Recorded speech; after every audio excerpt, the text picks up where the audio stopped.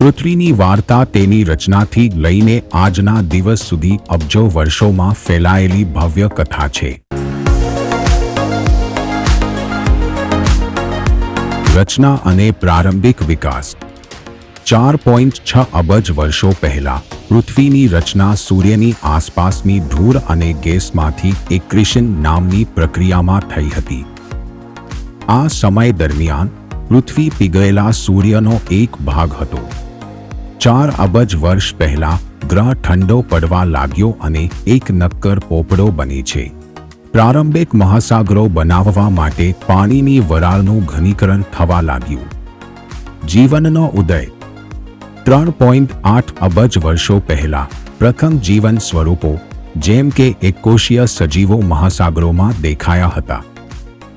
2.5 અબજ વર્ષો પહેલા પ્રકાશસંશ્લેષણ બેક્ટેરિયાએ ઓક્સિજન ઉત્પન્ન કરવાનું શરૂ કર્યું, જે મોટા ઓક્સિડેશનની ઘટના તરફ દોરી ગયું, જેને વાતાવરણમાં ઓક્સિજનના સ્તરમાં નાટ્યાત્મક વધારો કર્યો.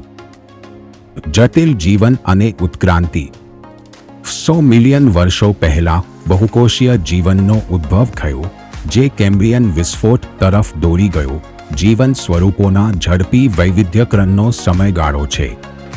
500 મિલિયન વર્ષો પહેલા પ્રથમ છોડ અને ફૂગ જમીન વસાહત હતી અને તે જ સમયે પ્રથમ જમીનમાં રહેનારા પ્રાણીઓ દેખાયા, જેને ડાયનાસોર અને સસ્તન પ્રાણીઓનો યુગ કહે છે.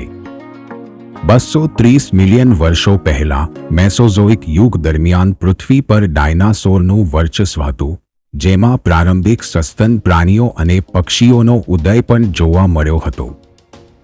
65 મિલિયન વર્ષો પહેલા ધૂમકેતુ અથવા એસ્ટેરોઇડની અસરને કારણે સામૂહિક પ્રાણીઓની લુપ્ત થવાની ઘટના ડાયનાસોરના મૃત્યુ તરફ દોરી ગઈ.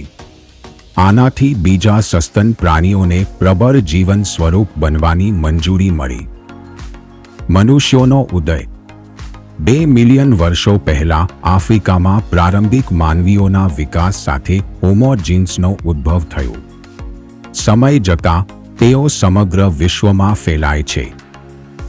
10,000 વર્ષ પહેલા કૃષિના આગમનથી નિયોલિથિક ક્રાંતિની શરૂઆત થઈ, જેના કારણે મોટા સમાજો અને સંસ્કૃતિઓનો ઉદય થયો. આધુનિક યુગ. ઔદ્યોગિક ક્રાંતિ 18 અને 19મી સદીઓ દરમિયાન નવી તકનીકી પ્રગતિએ માનવ સમાજમાં નાટ્યાત્મક રીતે પરિવર્તન કર્યું, જે ઝડપી ઔદ્યોગિકીકરણ અને શહેરીકરણ તરફ દોરી ગયું. 20 અને 21મી સદી દરમિયાન વિશ્વએ અભૂતપૂર્વ તકનીકી પ્રગતિ, વૈશ્વિકરણ અને નોંધપાત્ર પર્યાવરણીય પડકારો જોયા, જેમાં આબોહવા પરિવર્તન અને જૈવ વિવિધતાના નુકસાનનો સમાવેશ થાય છે.